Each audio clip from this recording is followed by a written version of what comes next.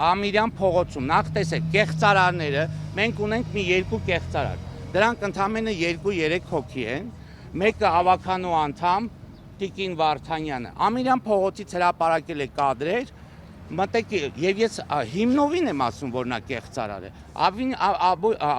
Ամիրյան փողոցից հրապարակել է կադրեր, գտել է մի հատված, մի 20-30 մետրանոց, որտեղ ծառեր չկան, դրեք նայեք իր էջում է, ամբողջ տեսա նյութը, այն անկյան տակ է նկարված, որ Ամիրյան փողոցում որևիցե ծառ չի երևում եւ բղավում գոռում գոչում է, որ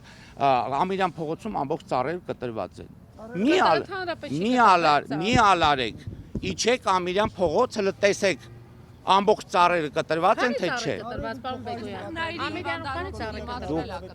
Դուք ինչ? Այդ ինչու եք դուք մտածում էկոլոգիական արդյունավետության մասին,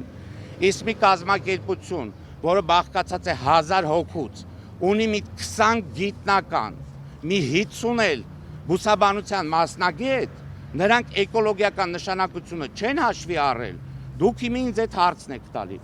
Էկոլոգիական նշանակությունը, նրա ֆունկցիոնալությունը, Երևան քաղաքի դիմացկունությունը, Երևան քաղաքում փորձված լինելու հանգամանքը, ջրի պահանջի հանգամանքը, գլոբալ տաքացման հանգամանքը, ուրեմն ինչեւ դուք կկռահեք, էլ ինչեր է պետք հաշվի առնել, այդ ամեն ինչը, այդ 100 գիտնականները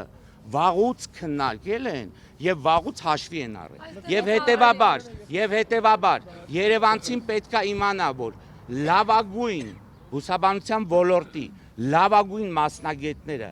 կամ աշխատում են Երևանի քաղաքապետարանի մեր հիմնարկում կամ որպես բարեգործություն Երևանին աշխատում են ստեղծված կազմակերպությանը կիչ գիտատեխնիկական խորհրդում։ Գիտատեխնիկական խորհրդում կա բուսաբանության ուրեմն ազգային ակադեմիայի թղթակից անդամ Բուսաբանության ինստիտուտի բազմաթիվ պրոֆեսորներ, հողագիտության ինստիտուտի ղեկավարը եւ ինչքան Հայաստանի Հանրապետությունում քիչ թե շատ բուսաբանության եւ ոլորտի հետ կապ ունեցող բարձրաստիճան գիտնական կա, ինքը այդ խորհրդում է։ Եվ այդ ով կարող է իրանցից շատ մտածել Երևան քաղաքի մասին եւ խոսել Երևան քաղաքի մասին։ Բաժանորդագրվեք Արմադ մեդիայի ալիքներին YouTube-ում, Facebook-ում, Instagram-ում եւ Telegram-ում։